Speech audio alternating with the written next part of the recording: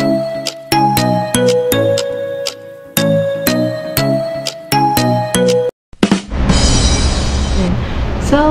good morning everyone! Ayan, so, hi! Welcome back ulit sa aking YouTube channel. Ayan, so good morning everyone. And today is another day ng ating pagsasama para samahan nyo ko at wala lang. Ayan, char. Ayun, so today's video, for today's video, yun nga kahapon, diba pinakita ko na sa inyo yung bahay, yung kalat, yung sitwasyon dito. So, hindi ko na tinapos yung vlog ko kahapon kasi medyo marami ako talagang kailangan gawin. And ayun, nakapagligpit-ligpit na rin ako dito, nakapag-ayos-ayos na ako. So, meron lang tayong inaantay na panibagong parcel for today. And dito rin siya naka-address sa bahay. So, sana before 12 is dumating yung parcel kasi kailangan ko din talagang pumunta dun sa aming business dahil kawawa naman si asawa dahil siya lang talaga yung yung nagbabantay doon and hindi ko siya pwedeng pabayaan mag-isa doon. Kawawa naman siya. Yun. So, kailangan niya ng karelyebo pagkakain. So, yun, nandito ako, nag-edit ako ng ating mga video. Yan. So, yan. So, ngayon ang gagawin natin is kailangan kong kailangan kong i-pursue na ayusin talaga yung likuran kasi kahapon sinubukan ko siyang halongkatin and maraming daga doon. So, siguro hindi ko na antayin na tulungan ako ng asawa ko. So, siguro samahan na lang natin ang pag-iingat habang naglilinis tayo doon kasi the more na pababayaan ko yun is baka lalong dumami yung daga doon. So, ngayon samahan nyo ko at linisin natin yung part na yun ng bahay na to. Kasi wala naman ibang gagawa niyan para sa akin, para sa amin. Hindi, kami lang din at ako lang din. Yes na ako. Ayan, isasampay ko yan. So, wala na yung mga kalat dyan. Haliwalas na. Okay, tapos yung mga gamit natin. Ito yung nireview natin kahapon na tawag dito? Mindmate ba to? Mindmate na electric kettle. Ewan ko kung paano i-pronounce yan. Tapos yan naman yung aking blender sa online ko rin ngayon in-order. And hindi ko na yun guys ginawa ng review kasi alam mo common na sa atin yung mga blender. Ayan, so nakapagligpit na rin ako dyan. Naayos ko na. So inaantay ko na lang talaga guys is yung gamit natin na para dito. Yung table na patungan niya. Ayan, so tara. Simulan na natin maglinis.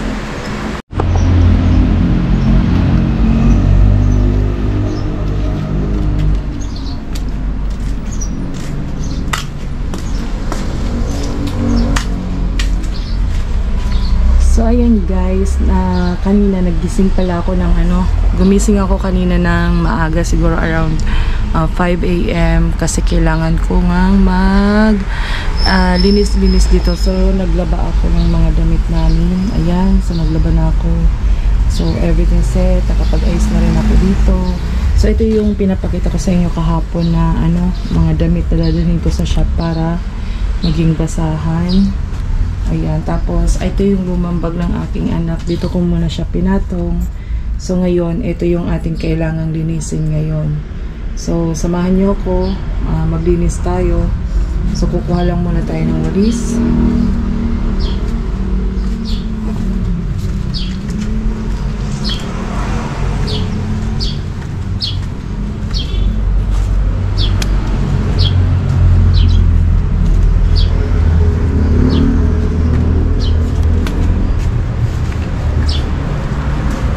Dito yung ating walis. Ayan. So, hanap lang muna tayo ng stick na gagamitin natin pang kalkal kasi hindi natin yan pwedeng direct na kakamayin. Mahirap na. Baka mamaya may biglang dumungaw ba. So, maghanap lang tayo dito ng stick. So, siguro sa loob ako titingin.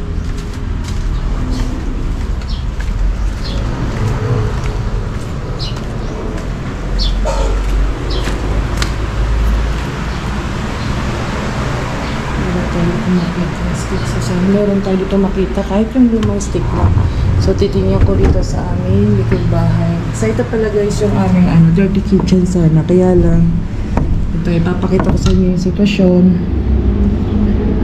Butas-butas na yung niya, yung tawag dito, yung kanyang bubong.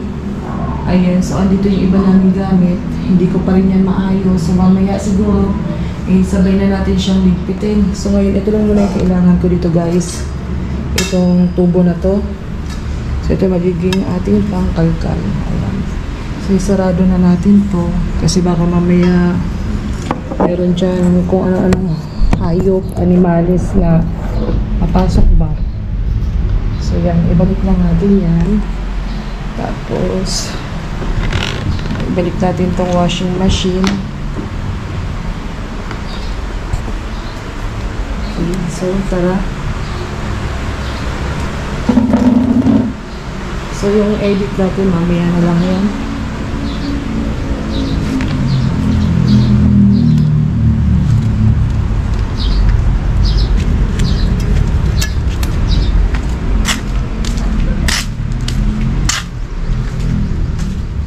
So, ayan, ready na tayo.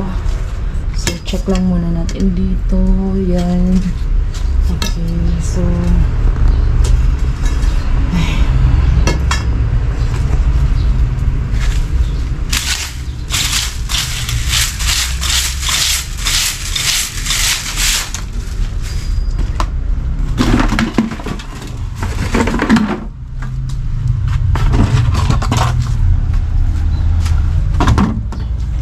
ito siguro tabi mo natin ito dito. Tapos so siguro pwede na natin itong tapon guys. Sayang sana to eh. Kaya lang sige, dito muna natin ito sa ibabaw. Diyan muna natin siya.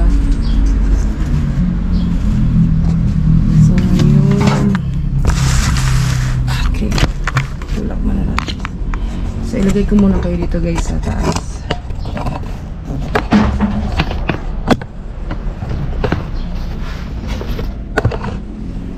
Ayan. So, kita nyo ba ako guys? So, dyan ko muna kayo ilagay ha. So, mag-aayos lang tayo dito.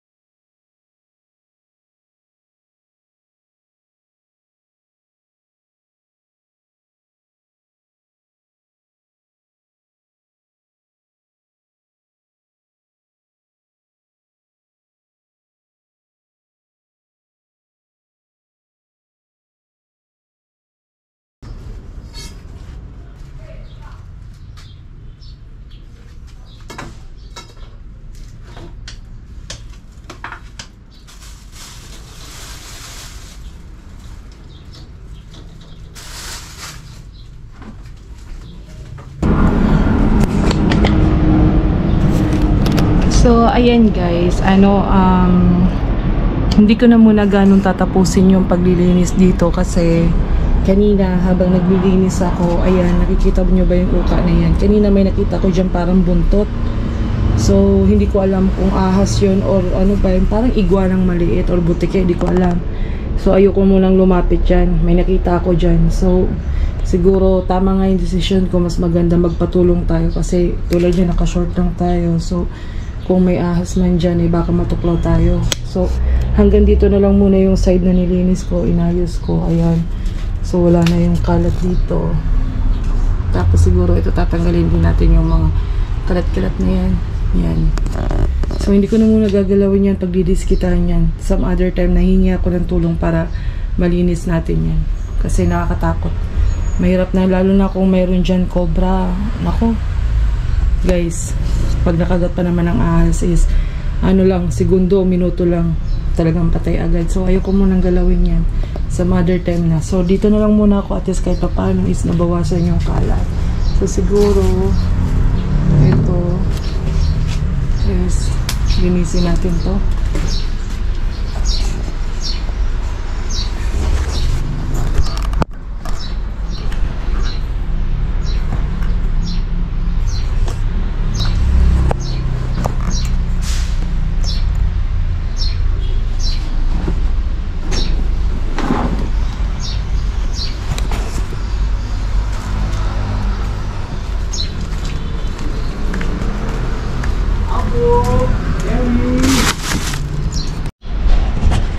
So, ayan guys, update lang ako. So, habang naglilinis tayo dyan, dumating na yung ating, inaantay na parcel. Ayan, so, kunin ko na to. Yeah.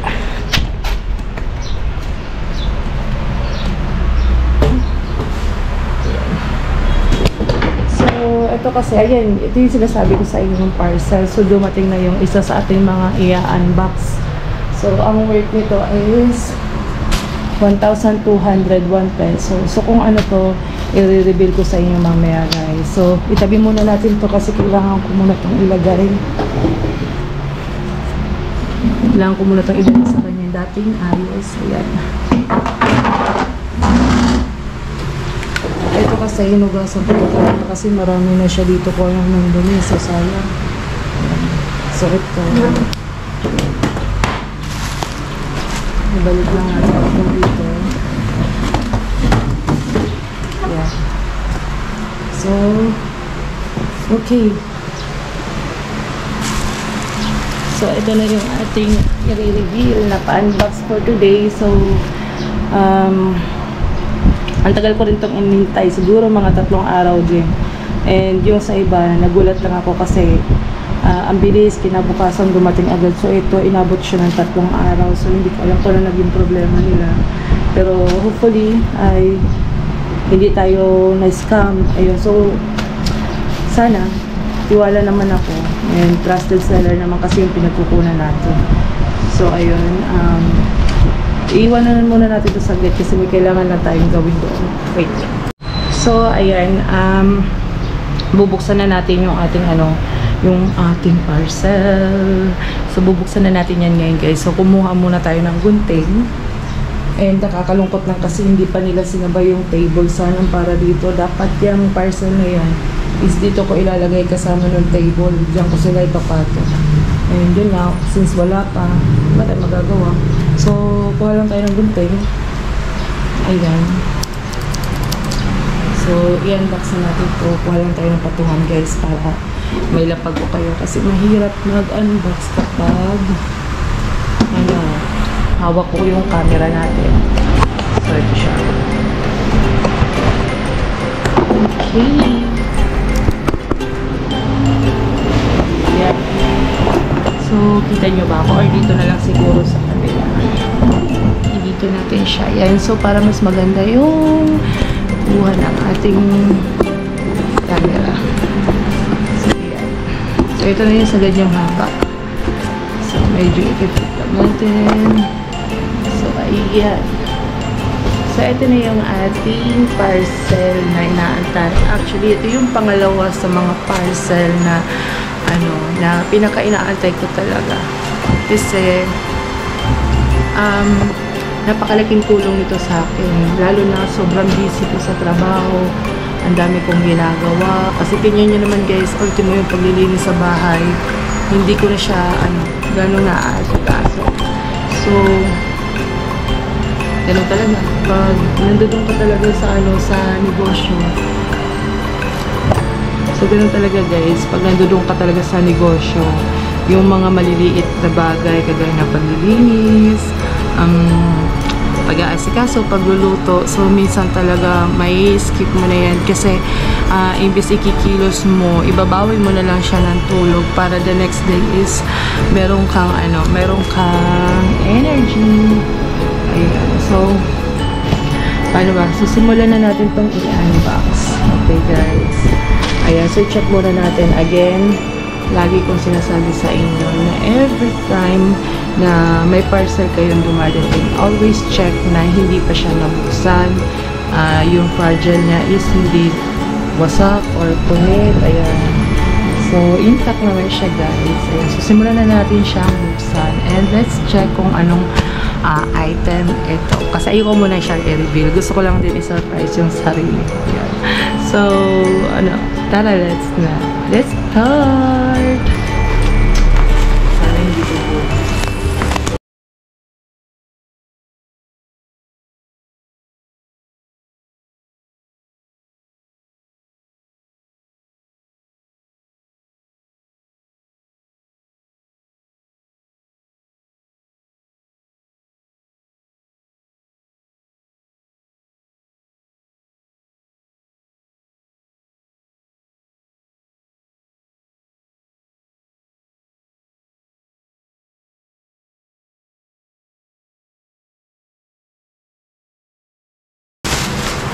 So, ayan na siya guys.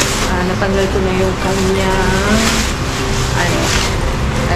packaging. So, yung box na lang ang kailangan natin buksan. So, ito pala guys. So, ito guys ay isang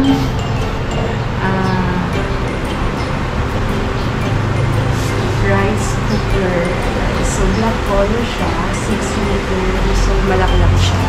So, ito yung in-order ko. So, now, let's find out kung hindi ba tayo nag-uubos ni seller.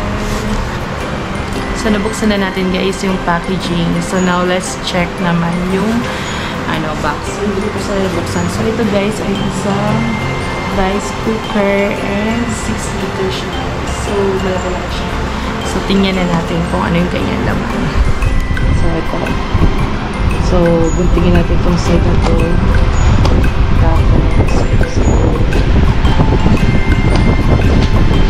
Sa kabila. Tapos, dahan-dahan natin siguro siya i-cut out.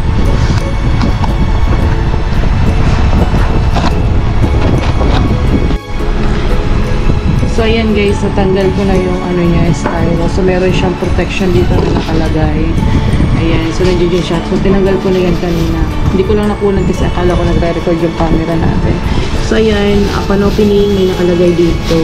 So, may nilagay dito sa seller. Sabi niya, kindly reminder, question, why does the rice cooker emit smoke when it is used for the first time? So, ang sabi ni seller dito, this is not quality problem because there is a layer of oil on the heating plate which protect the heating plate after using it. Once or twice, the oil on the surface is evaporating, so it will be little smoke. After the oil has evaporated, there will be no smoke. Please do not worry if you have any question or quality issue. Chat with our online customer service. We will solve all the quality issue for every buyer. So, meron siyang pa-reminder guys. So, ituloy na natin yung ating unboxing. Ayan siya. So, tanggalin na natin. So, paano ba? So, lagay ko muna kayo dito guys. Ayan siya. Dito ko muna kayo dahil kailangan natin tanggalin sa ating control. Ayan, sige muna kayo. So, ito na siya guys. Wow! So, remove lang natin tong surface na to. So, ito yung brand niya, guys. Ukas. Ukas. Ukas. Hindi ko alam kung paano yan i-pronounce. So, yan. Ito yung kanyang mga button. So, meron ditong keep warm cancel. Ito yung kanyang start button. Ito yung kanyang menu. And then, timer. Tapos, dito pwede kayong mag-add ng time. Yan, steam, cake, fried. So, all-in-one na pala siya, guys. So, pwede ka pala sa kanyang mag-porridge or gumawa na sopas. And then, quick cook, may steam, yogurt, may cake, and then fried. So, para pala siyang, ano guys, anong tawag doon? Pwede ka na magluto dito ng kahit ano guys. So, pwede mo lang gawin dito. So, kaya pala siya tinawag na multifunctional. Ayun. So, meron siya dito control button. So, now let's check naman yung kanyang laman. Paano ba to guys?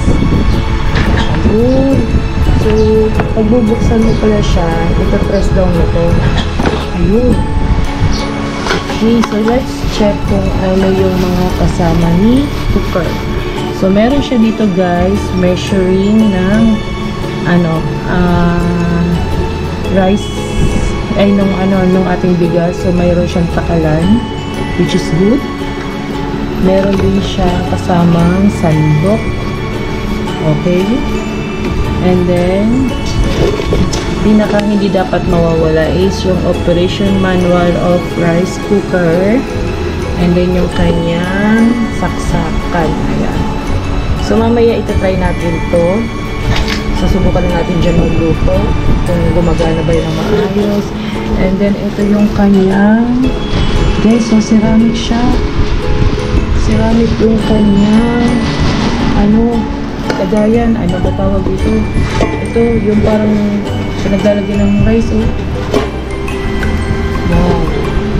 So, for the price ng 1,201, sasabi ko, cheap. Sobrang ganda niya guys. Kasi ito pa yung mga kasama. So, may very handy niya kasi pwede mo siyang gawin kahit saan. So, meron pa siyang kasama ganito. So, pwede mo siyang kuhanin. So, ito yung tsura niya guys. Diba? Napakaganda.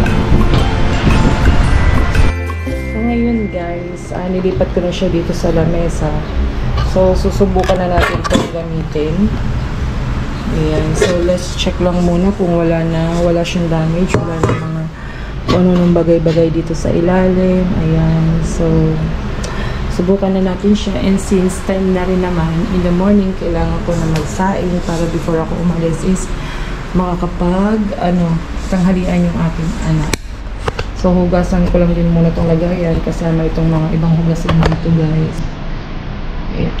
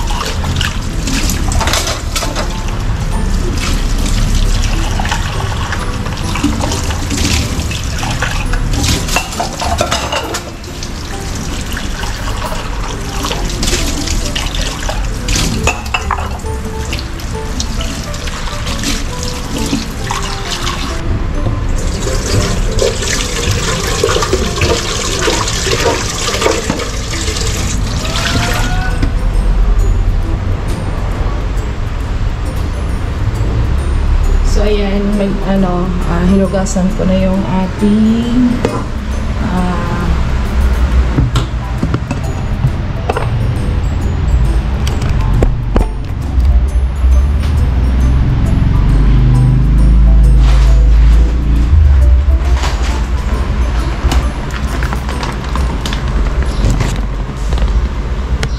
so ayan guys, kinuha na natin itong panukat. So kanina naglagay na ako dyan ng isa. So ito yung ginagamit namin bigas, saka rice. Yan. So product siya ng Cavite. And sa dali namin to nabili for 270 pesos. Mga ganun siya. So yung quality ng bigas niya is malambot and ang sarap-sarap niya sa ulam. Hindi siya yung kagaya ng iba na malata. So ayan, mag-ano na lang tayo, mag-sandwich na tayo.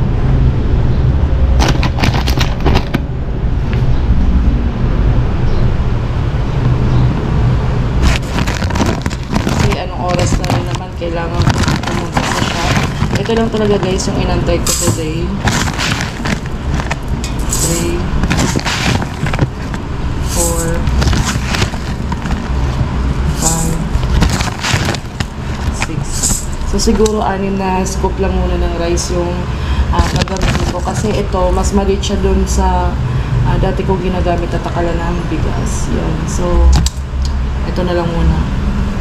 So, gasan na natin siya.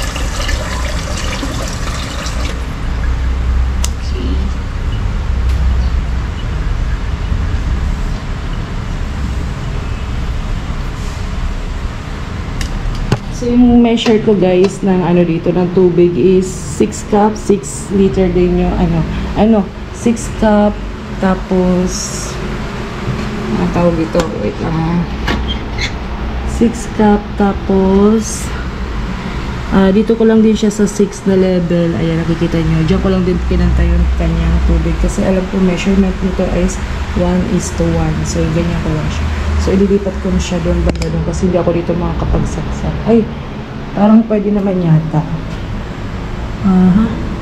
Kaso, siguro dito na lang sa may pinto. Kasi, nandoon yung ating adapter. Ayan. So, sarado na natin to.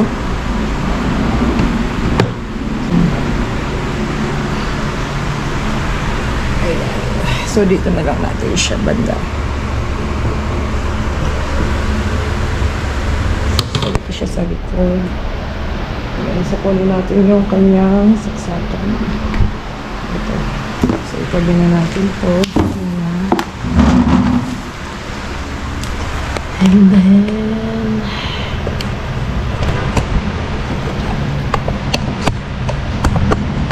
ayan, itabi natin ang saksakan. Tapos yung saksakan niya guys, nandito siya. So, nandito siya sa may back part. Ayan. So, tatlo yung niya. Tatlo yung nipple. Ayan o. So, medyo mahirap makahanap ng gantong saksakan. So, kailangan natin siyang ingatan. Okay. Tapos, ako patay. Hindi aabot yung saksakan natin. So, siguro, ilulong ko siya sa may ilalim ng mesa. So, dito na lang siya. Ayan. So, dito ko na lang siya isasaksak guys kasi wala pa yung patungan ko. So, ito yung saksakan guys. Yan. Tapos,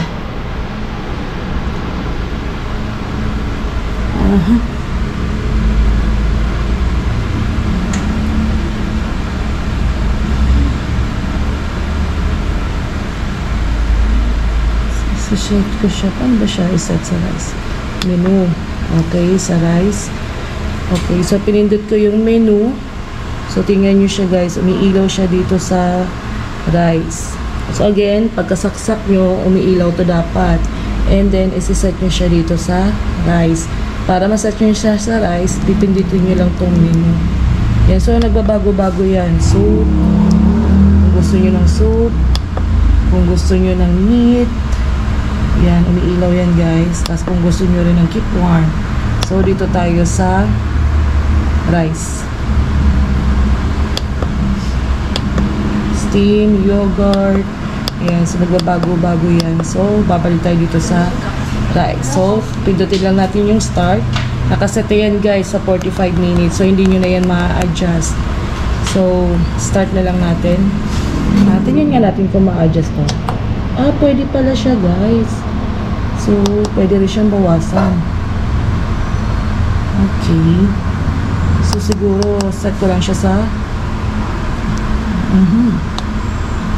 So, 40 minutes na talaga yung pinakasagay niya. 45 minutes.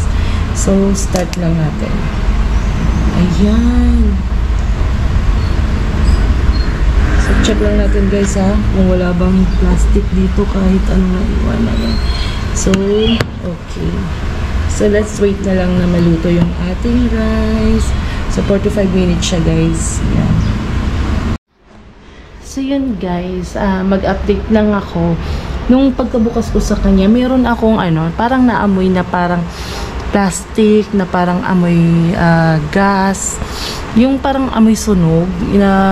Ito yung siguro yung sinasabi ng seller na na i-release ditong cooker na to, na parang amoy na susunog or parang sunog na kuryente. Pero nag-advise naman sa atin si seller na normal naman daw yung ganito. So, inamoy ko siya. Ayan maamoy nyo siya, para siyang sunog na plastic or parang amoy gas or parang sunog na wire ng kuryente. Ganun yung amoy niya. Pero sabi naman ni seller nga, normal lang naman yun.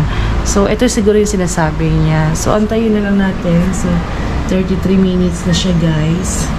So, check natin siya sa loob. Ayun, so mainit na siya. Ayan, nakita nyo, umuusok na. So, sabit na. So, ayan guys. Tingnan nyo naman. Grabing init sa labas. Yan, kaya sakto lang talaga kanina na gumising ako ng maaga para makapagsampay tayo ng mga damit. Ayan, so grabe init. So, ayan, ito talaga yung hinahabol ko na bago sumikat yung araw ay makatuyo tayo ng ating mga sinampay kasi para makatipid tayo sa kuryente sa pagda-dryer. So, ayan, napaka-alinsangan ng panahon. Ewan ko ba kung sipagin pa tayo nitong pumunta sa shop. Ay, titingnan na lang natin mamaya kasi grabe init February pa lang pero yung sikat ng araw para ng summer. Ayan.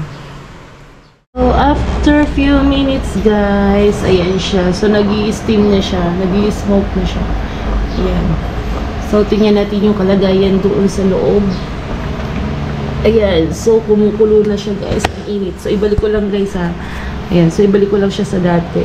Ang init niya. So, perfectly working yung ating in-order na rice cookers. Yes! So, hindi ako ni-scam. So, yun. Thank God na lahat naman na na-order ko is legit. So, yun guys, ang mapapayo ko lang talaga sa inyo. Kapag o-order talaga kayo ng mga ganitong product, is mag-conduct muna kayo ng tawag dito ng research, mag-review, basahin niyo yung mga review ng mga product na gusto niyo orderin kasi dapat ni isa dyan walang sablay. Ayan. So tingtingin niyo lagi yung review kasi kapag maganda ang review, walang sablay sa mga item na ino-order nyo is okay yun. So, ganun ako guys kapag ako umu-order sa Lazada. So, lagi kong bine-verified yung review. Pinapanood ko muna sa YouTube anong hitsura niya. So, nagkakandak din muna talaga ako ng tawag dito ng information galing doon sa ibang tao na nakapag-purchase na. Ayan, so I can recommend you guys itong product na to. Ito yung pangalan niya, Ukas. Hindi ko alam kung paano i-pronounce yan, pero sobrang recommended ko siya guys kasi napaka-convenient niya gamitin and napaka-save nakaka-save siya ng oras natin, especially dun sa mga nanay na sobrang busy sa mga junakis na maghatid sa school, mag-alaga, lahat. Ayan, so malaking tulong to guys. Ayan. So, order na kayo nito and hindi ko to business guys ha. Order na kayo niyan, yung mga lupa nyong rice cooker dyan, yan, time na siguro para palitan nyo.